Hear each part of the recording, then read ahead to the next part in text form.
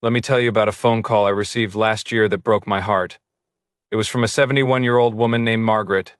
She had worked as a nurse for 43 years. She had saved diligently her entire career. She had accumulated $300,000 in her retirement accounts, and she had just lost almost half of it. She was not a gambler. She was not a speculator. She had followed the advice of her financial advisor, who had put her in what he called a balanced portfolio: 60% stocks, 40% bonds. The same allocation that has been recommended to retirees for decades. But in 2022, something happened that the traditional advice did not account for. Both stocks and bonds fell at the same time. Her stock allocation dropped over 20%. Her bond allocation, which was supposed to provide safety, dropped over 15%. The 60-40 portfolio that was supposed to protect her failed completely. Now Margaret was facing an impossible choice. She could dramatically reduce her spending and live on far less than she had planned. She could go back to work at 71 years old with a body worn down by decades of nursing. Or she could pray that the markets recovered before she ran out of money. That phone call haunted me because Margaret did everything right. She saved, she invested, she followed professional advice, and she still got devastated because the advice she received was outdated and failed to account for the risks that matter most to retirees. Today, I am going to share with you exactly how I would protect $300,000 if I were over 65. Not the generic advice that failed Margaret. Not the outdated 60-40 portfolio that breaks down when you need it most. But a specific, actionable strategy designed for the unique challenges facing retirees today. Let me start by explaining why the traditional advice is so dangerous for people over 65.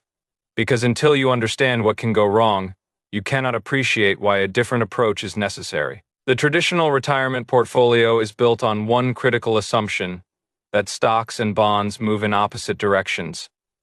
When stocks fall, bonds rise. This negative correlation is supposed to provide balance. When one part of your portfolio is hurting, the other part is helping. For most of history, this assumption held true. During stock market crashes, investors fled to the safety of government bonds. Bond prices rose as yields fell. The bond portion of your portfolio cushioned the blow from falling stocks. But this relationship is not a law of nature. It is a pattern that held during a specific economic environment, one characterized by falling inflation and falling interest rates. When inflation is high and rising, the relationship breaks down. Both stocks and bonds can fall together, as they did in 2022. And here is the terrifying part for retirees. We may be entering an extended period where the traditional stock-bond relationship does not work. Government debt is at record levels. Inflation pressures persist.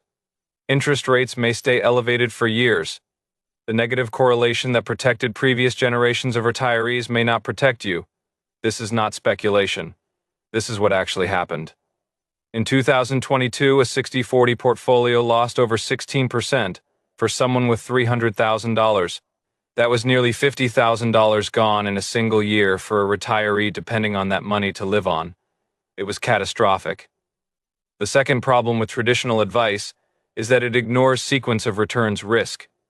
This is the most important concept for retirees to understand, and almost nobody explains it properly. When you are young and accumulating wealth, the order of your returns does not matter much. If you earn 10% one year and lose 10% the next, or lose 10% one year and earn 10% the next, you end up in roughly the same place. The sequence is irrelevant because you are not withdrawing money. But when you are retired and withdrawing money, the sequence is everything. If you experience big losses early in retirement while you are withdrawing funds, your portfolio may never recover.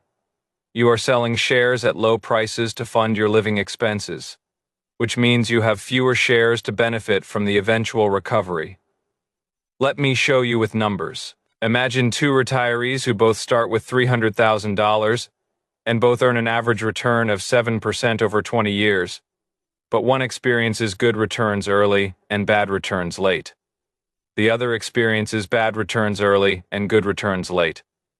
The first retiree with good returns early ends up with over $400,000 after 20 years of withdrawals. The second retiree, with identical average returns, but bad returns early, runs out of money in year 15. Same average return. Completely different outcomes. The sequence destroyed one retiree while the other thrived. This is why protecting against early losses is so critical for people over 65. You cannot afford to experience a major drawdown in the first few years of retirement.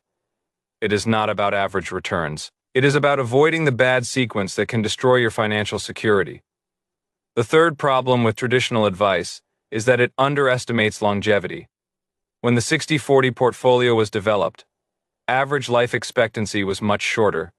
A 65-year-old might expect to live another 15 years. Today, a healthy 65-year-old might live another 30 years or more. This completely changes the math. You need your money to last twice as long as previous generations. You need to account for decades of inflation eroding your purchasing power. You need growth, not just preservation, but you also cannot afford to take the kinds of risks that might wipe you out before you reach your 90s. This is the impossible balancing act facing retirees today. You need growth to fund a 30-year retirement, but you cannot afford losses that could derail your plans in the early years. The traditional advice does not solve this problem. It pretends the problem does not exist. So how would I actually protect $300,000 if I were over 65? Let me walk you through my exact strategy. The first thing I would do is establish what I call a safety bucket. This is money that is absolutely, positively protected from market risk. Money that will be there no matter what happens to stocks or bonds or the economy. Money that lets you sleep at night. For a $300,000 portfolio, I would put roughly $75,000, about 25%, into this safety bucket. This would be in cash, money market funds, short-term treasury bills, or certificates of deposit, instruments with no duration risk and no credit risk. Now I know what you are thinking. That is a lot of money earning almost nothing. You are sacrificing returns. And that is true. But let me explain why this sacrifice is worth it. First, this $75,000 represents about 3 to 4 years of living expenses for most retirees. If you are withdrawing $20,000 per year from your portfolio, this cash cushion means you never have to sell stocks during a downturn. You can live off the cash while you wait for markets to recover. This eliminates sequence of returns risk, which is the #1 killer of retirement portfolios. Second, this cash provides psychological resilience. When markets are crashing and the news is terrifying, you will not panic because you know you have years of expenses safely set aside. Panic selling is the single biggest mistake retirees make, and having a cash cushion prevents it. Third, this cash provides optionality. If markets crash and great opportunities appear, you have dry powder to deploy. You can actually buy low instead of being forced to sell low. This transforms you from a victim of market volatility to a beneficiary of it. The second element of my strategy is what I call the income bucket. This is money invested in assets that generate reliable, predictable income, regardless of what stock prices are doing. For a $300,000 portfolio, I would allocate roughly $90,000, about 30%, to this bucket. What goes in the income bucket? Dividend growth stocks. These are not high-yield stocks that might cut their dividends when times get tough.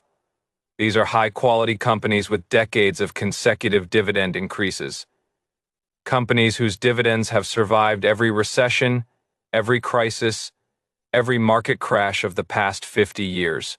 I am talking about consumer staples companies whose products people buy regardless of economic conditions, healthcare companies that benefit from aging demographics, utility companies that provide essential services, financial infrastructure companies that clip a percentage of every transaction.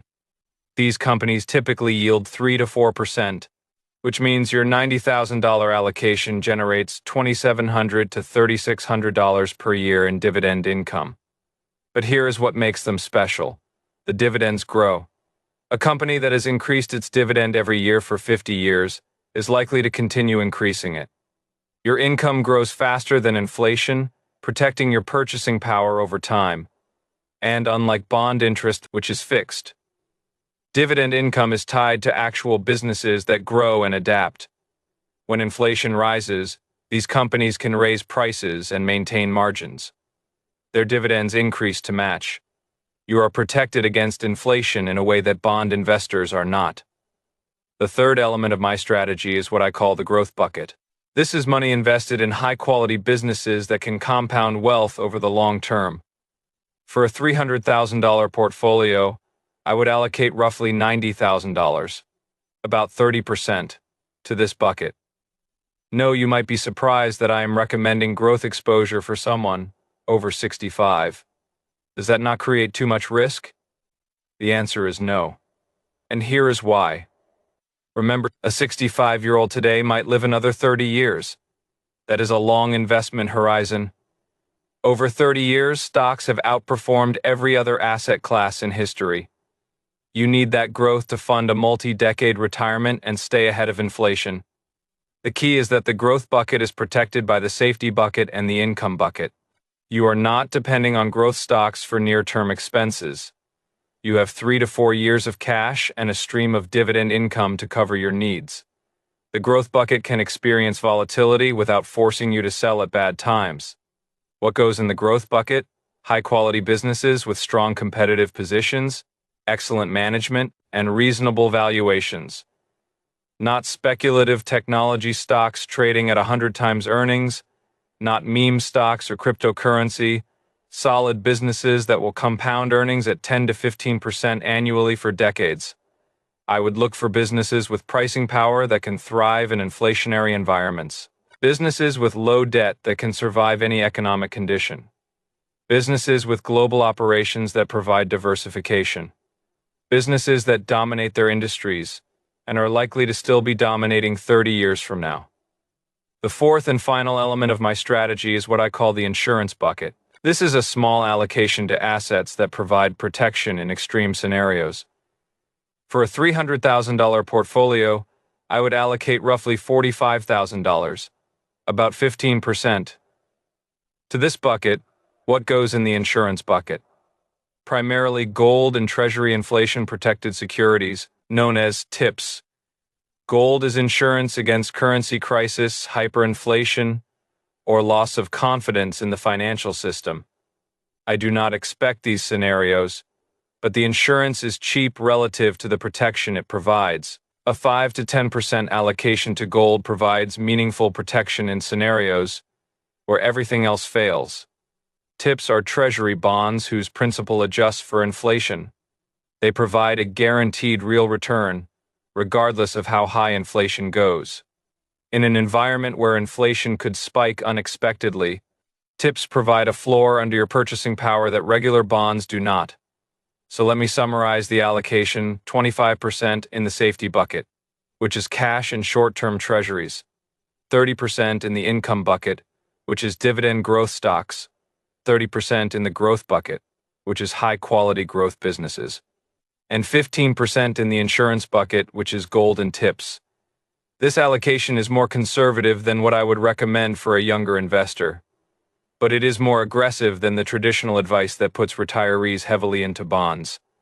It is designed specifically for the challenges facing people over 65. Sequence of returns risk, longevity risk, inflation risk, and the breakdown of the stock-bond correlation. Now let me talk about implementation, because knowing the strategy is only half the battle. Executing it properly is just as important. First, let me address the safety bucket in more detail. The $75,000 in cash should be earning a reasonable yield. Do not let it sit in a checking account, earning nothing. Treasury bills currently yield over 4%. Money market funds yield similar amounts. High-yield savings accounts at online banks offer competitive rates. Your cash should be working for you while it waits. I would ladder the maturities in the safety bucket. Maybe $25,000 in a money market fund for immediate liquidity, $25,000 in 3-month treasury bills, $25,000 in 6-month treasury bills. This provides flexibility while capturing reasonable yields for the income bucket. I would build a portfolio of 8 to 12 dividend growth stocks rather than using a dividend ETF. Why? Because I want to know exactly what I own. I want companies with specific characteristics, long dividend growth streaks, reasonable payout ratios, strong balance sheets, and durable competitive advantages. I would look for companies that have increased dividends for at least 25 consecutive years. These are called dividend aristocrats, and they have demonstrated the ability to maintain and grow dividends through multiple recessions. Their management teams prioritize the dividend and will defend it fiercely. I would also pay attention to payout ratios. A company paying out 90% of earnings as dividends has no margin of safety. If earnings decline even slightly, the dividend is at risk. I prefer companies paying out 50 to 60% of earnings, leaving room for earnings to decline without threatening the dividend. For the growth bucket, I would focus on businesses I truly understand. Businesses where I can evaluate the competitive position and assess the durability of earnings. Businesses where I can hold with conviction through inevitable periods of volatility. I would avoid the temptation to chase whatever is hot. Technology stocks might be the best performers in any given year, but they can also be the worst. For a retiree who cannot afford major losses, consistency matters more than maximum return potential. I would also keep the growth bucket diversified across industries, some healthcare, some consumer businesses, some financial services, some industrial companies. This ensures that no single industry's problems can devastate the growth allocation. For the insurance bucket, I would use a gold ETF rather than physical gold. It is more liquid, easier to rebalance, and has lower storage costs. A 5 to 7% allocation is sufficient to provide meaningful protection without creating too much drag on returns. TIPS can be purchased directly from the Treasury or through ETFs. I prefer individual TIPS held to maturity for the insurance bucket because I want the guaranteed real return, not the volatility that comes with trading TIPS at market prices. Now, let me talk about the withdrawal strategy, because how you take money out is just as important as how you invest. The traditional advice is the 4% rule. Withdraw 4% of your portfolio in the first year, then increase that amount by inflation each year. This strategy was designed to ensure your money lasts 30 years. But the 4% rule was developed when bond yields were much higher than today. In the current environment, many financial planners believe 3 to 3.5% is more appropriate. For $300,000, that means withdrawing $9,000 to $10,500 per year, plus Social Security and any pension income. I would implement withdrawals using what I call the bucket replenishment strategy each year. You live off the safety bucket. You replenish the safety bucket from the income bucket using dividends. You replenish the income bucket from the growth bucket when growth stocks have appreciated. You only sell growth stocks when they have gone up, never when they are down. This approach ensures you are always selling high and never selling low. If growth stocks have a bad year, you simply do not replenish that year. You have enough in the safety and income buckets to bridge the gap. When growth stocks eventually recover, you replenish then. Let me illustrate with an example. Say you withdraw $20,000 from the safety bucket in year 1 to cover living expenses. Your income bucket generates $3,000 in dividends. Your safety bucket earns $2,000 in interest. And your growth bucket appreciates by 8%. You move the $3,000 in dividends from the income bucket to the safety bucket. You sell $7,000 worth of growth stocks at appreciated prices, and move that to the income bucket to buy more dividend stocks. Your safety bucket is back to full. Your income bucket is slightly larger. Your growth bucket is slightly smaller but has plenty of runway. Now imagine a bad year. Growth stocks fall 20%. You still withdraw $20,000 from the safety bucket. You still receive $3,000 in dividends, but you do not sell any growth stocks. Your safety bucket declines from $75,000 to $58,000. Still plenty of cushion. The next year, if growth stocks recover, you replenish everything. This strategy prevents the sequence of returns risk that destroys traditional portfolios. You never sell stocks at low prices. You always have multiple years of expenses and safe assets. You maintain the discipline to buy low and sell high rather than panicking.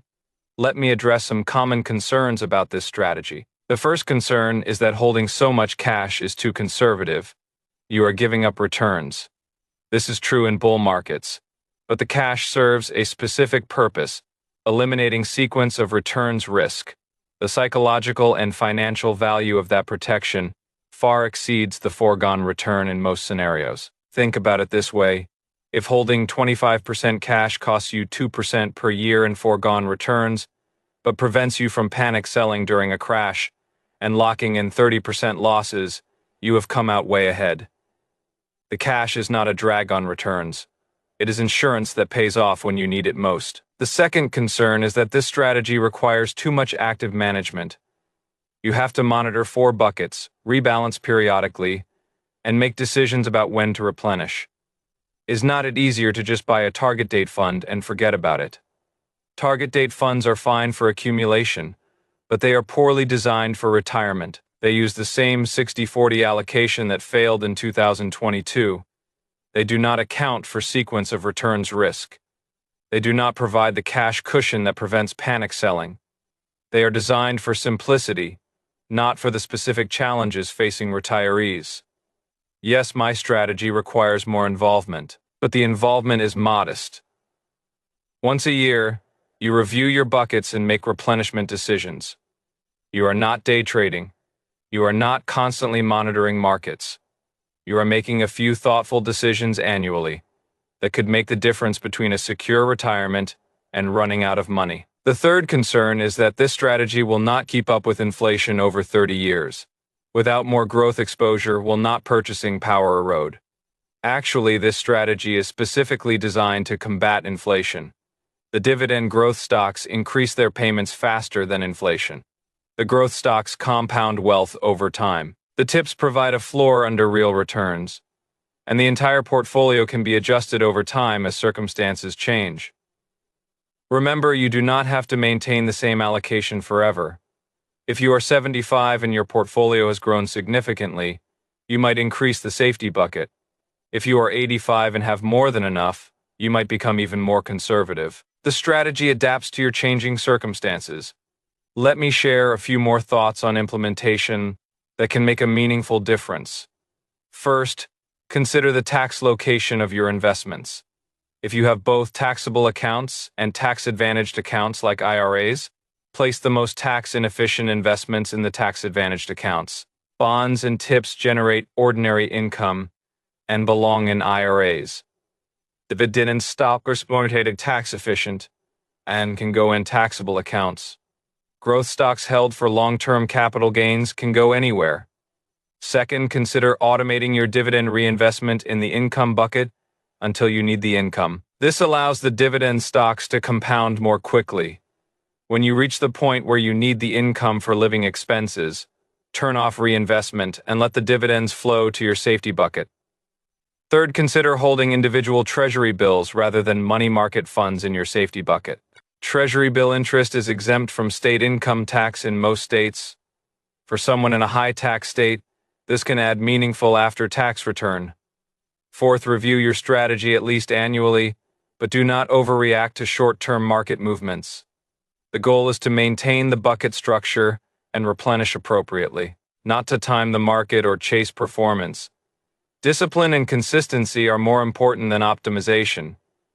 Let me close with some thoughts on the psychology of retirement investing, because the biggest threat to your financial security is not market risk. It is behavioral risk. The risk that you will make emotional decisions that undermine your carefully constructed plan. When markets crash, you will be tempted to sell everything and go to cash. Do not do it. Your safety bucket gives you the cushion you need to ride out the storm. Trust the plan. When markets soar, you will be tempted to abandon the conservative allocation and chase returns. Do not do it. Bull markets do not last forever. The crash-proof structure protects you from the inevitable downturn. When your neighbor brags about their returns and speculative investments, you will feel like you are missing out. Do not chase them. Your goal is not to maximize returns. Your goal is to fund a secure retirement without running out of money. When the financial media screams about the latest crisis, you will feel anxious and want to act. Do not react. Turn off the television, trust your plan. The media profits from creating fear. Your plan is designed to withstand whatever they are panicking about. The investors who succeed in retirement are not the ones who earn the highest returns. They are the ones who maintain discipline through every market environment. They are the ones who do not panic sell at bottoms or greed buy at tops. They are the ones who stick to their plan year after year, decade after decade, until their plan delivers the secure retirement they designed it to provide. That is what I want for you. Not just a portfolio strategy, but the psychological framework to execute it consistently. Not just the plan, but the discipline to follow it. Not just knowledge, but wisdom. $300,000 is enough to fund a comfortable retirement if managed properly. It can also be destroyed quickly if managed poorly. The difference is not luck. It is preparation, discipline, and the right strategy. Build your safety bucket, build your income bucket, build your growth bucket, build your insurance bucket. Implement the replenishment strategy, and then trust the plan through bull markets and bear markets alike. Do this, and you will not end up like Margaret calling me in despair because the traditional advice failed her. You will end up secure, comfortable, and at peace. You will have protected what you worked your entire life to build, and you will have the freedom to enjoy your retirement without constantly worrying about money. That is what protecting $300,000 looks like. Not hiding in cash, not gambling in stocks, but a thoughtful, balanced approach designed for the specific challenges you face. An approach that has been tested through decades of market cycles. An approach that works now. It is up to you to implement it. But before I let you go, let me share a few more critical insights that could make the difference between success and failure in your retirement. Let me talk about the specific types of dividend growth stocks that belong in your income bucket, because not all dividend stocks are created equal, and picking the wrong ones can be just as dangerous as owning no dividend stocks at all. The first characteristic I look for is a long track record of consecutive dividend increases. I want to see at least 25 years of uninterrupted dividend growth. Why 25 years? Because that means the company has increased its dividend through multiple recessions, multiple market crashes, and multiple economic cycles.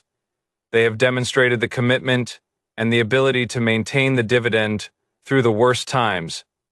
A company that has increased dividends for 10 years looks good on paper, but they have only been tested by mild corrections. They have not been tested by a 2008-style financial crisis or a 2020-style pandemic. The 25-year threshold ensures the company has survived genuine stress tests. The second characteristic I look for is a moderate payout ratio. The payout ratio is the percentage of earnings paid out as dividends. A company earning $2 per share and paying a $1 dividend has a 50% payout ratio. I prefer payout ratios between 40 and 60%.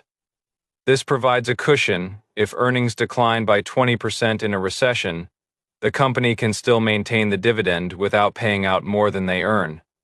A company with a 90% payout ratio has no cushion. Any earnings decline threatens the dividend. The third characteristic I look for is consistent earnings growth. The dividend can only grow as fast as earnings over the long term. A company that has grown earnings at 8% annually for decades can reasonably be expected to grow dividends at a similar rate. A company with volatile or declining earnings cannot sustain dividend growth regardless of what management promises. The fourth characteristic I look for is a strong balance sheet. Debt is dangerous for dividend stocks because debt payments take priority over dividends. In a crisis, a highly leveraged company might have to cut the dividend to service its debt. A company with little or no debt has much more flexibility to maintain the dividend through tough times. The fifth characteristic I look for is a durable competitive advantage. The business needs to be protected from competition by something, whether it is a powerful brand, network effects, regulatory barriers, or switching costs. Without a durable advantage, earnings will eventually be competed away, and with them the dividend. Let me give you some examples of industries where I find these characteristics. Consumer staples companies that sell toothpaste, soap, food, and beverages. People buy these products regardless of economic conditions. The brands have been built over decades and cannot be easily replicated. The businesses generate enormous cash flow with minimal capital requirements. Healthcare companies that provide essential services and products. The aging population guarantees growing demand for decades. The businesses are protected by patents, regulatory approvals, and switching costs. The cash flows are stable and predictable. Utility companies that provide electricity, water, and natural gas. These services are essential, and demand is stable regardless of economic conditions. The businesses are regulated, which limits competition, but also provides earning stability. The dividends are secure because the revenue is predictable. Industrial companies that manufacture essential equipment and provide critical services. These businesses have often been operating for a century or more. They have dominant market positions protected by brand recognition, distribution networks, and technical expertise. Now let me talk about rebalancing in more detail, because rebalancing is how you maintain the bucket structure over time and ensure the strategy continues to work. I recommend reviewing your bucket allocations at least once per year, preferably at the same time each year so it becomes a habit. During this review, you assess whether each bucket is at its target allocation and make adjustments as needed. If the growth bucket has performed well and now represents more than its target allocation, you trim it back by selling appreciated positions. The proceeds go to replenish the safety bucket or the income bucket, whichever needs it more. If the growth bucket has performed poorly and now represents less than its target allocation, you do not necessarily need to add to it immediately. This is where the bucket strategy shines. You can wait for recovery rather than buying more at depressed prices. The safety and income buckets provide the cushion to be patient. If the safety bucket has been depleted by withdrawals and needs replenishment, you use dividends from the income bucket, and if growth stocks have appreciated, sales from the growth bucket. You never replenish the safety bucket by selling growth stocks at a loss. This disciplined approach to rebalancing prevents the emotional mistakes that destroy retirement portfolios. You are not trying to time the market. You are not reacting to news headlines. You are systematically maintaining a structure that has been designed to protect you through any market environment. Let me also address the question of Social Security timing, because for most people over 65, Social Security is a significant source of retirement income, and when you claim it has a major impact on your financial security. The basic rule is simple. The longer you wait to claim Social Security, the higher your monthly benefit. If you claim at 62, you receive about 70% of your full benefit. If you claim at 67, you receive your full benefit. If you wait until 70, you receive about 124% of your full benefit. For every year you delay claiming, your benefit increases by approximately 8%. That is a guaranteed return that no other investment can match. If you can afford to wait, waiting is almost always the right decision. How does this interact with the bucket strategy? If you have enough in your safety and income buckets to cover living expenses until age 70, you can delay Social Security and lock in a permanently higher benefit. The $300,000 portfolio I described can potentially support this delay strategy if your other expenses are modest. Think about the math. If your full Social Security benefit at 67 is $2,000 per month, waiting until 70 increases it to $2,480 per month. That is an extra $5,760 per year for the rest of your life. Adjusted for inflation, if you live to 90, waiting has earned you an extra $115,000 in total benefits. The safety bucket and income bucket provide the bridge to make this delay possible. You live off the portfolio until 70, then Social Security kicks in at its maximum level. This dramatically increases your financial security for life. Let me share some thoughts on healthcare costs, which are the biggest wild card in retirement planning.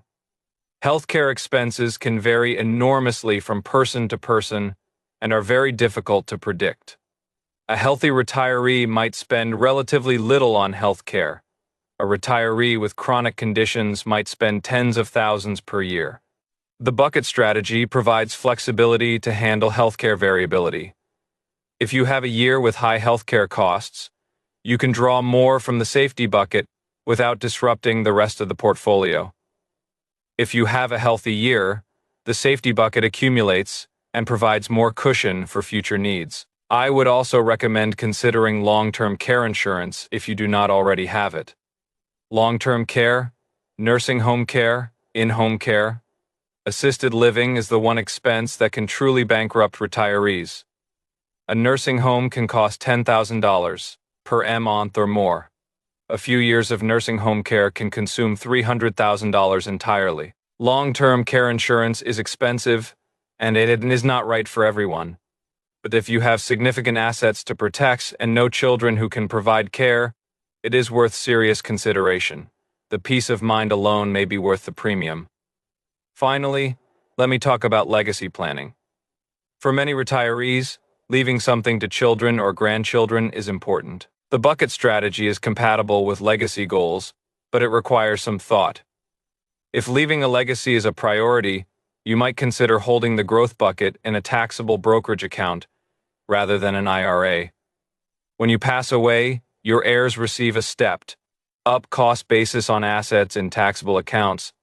They can sell immediately without paying capital gains tax on the appreciation during your lifetime. This is an enormous tax advantage that does not apply to inherited IRAs. You might also consider which assets you want to leave versus which assets you want to spend. In general, you want to spend assets with the highest tax burden and preserve assets with the most favorable tax treatment. This maximizes what your heirs receive. But do not let legacy planning compromise your own security. The number one priority is ensuring you do not run out of money. Your children would rather see you secure and comfortable than inherit a larger estate while watching you struggle financially. Let me conclude with one final story that illustrates why all of this matters. I know a couple who retired in 2007 with $500,000. They followed the traditional advice: 60% stocks, 40% bonds, 4% withdrawal rate. Their advisor told them they were set for life. Then 2008 happened. Their portfolio dropped to $300,000, but they still needed to withdraw $20,000 per year to live. Their withdrawal rate jumped from 4% to almost 7%. At that rate, the math did not work anymore. They panicked. They sold their stocks at the bottom and moved everything to cash. They missed the recovery. By 2015, the stock market had fully recovered, and then some, but their portfolio had not because they were not invested. They ended up going back to work in their 70s, not because they wanted to, but because they had to. The retirement they had planned and saved for was destroyed. Now compare that to another couple I know who had the same $500,000 but used the bucket strategy. They had $150,000 in their safety bucket. When the crash came, they did not panic because they had 5 years of expenses safely set aside. They did not sell anything. They just kept living off the safety bucket and waited. By 2012, their growth bucket had recovered. They replenished the safety bucket. By 2015, they were ahead of where they started. They never went back to work. They are still retired today, living comfortably on their portfolio and Social Security. Same starting point, same market conditions, completely different outcomes. The difference was the strategy. That is what I want for you. The peace of mind that comes from knowing you are protected. The security that comes from having a plan designed for the specific challenges you face. The confidence that comes from understanding why your strategy works and trusting it through any market environment. $300,000 is enough to fund a wonderful retirement if managed properly. Do not let outdated advice or emotional decisions destroy what you have worked so hard to build. Build your buckets. Implement the strategy. Trust the plan and enjoy the retirement you deserve.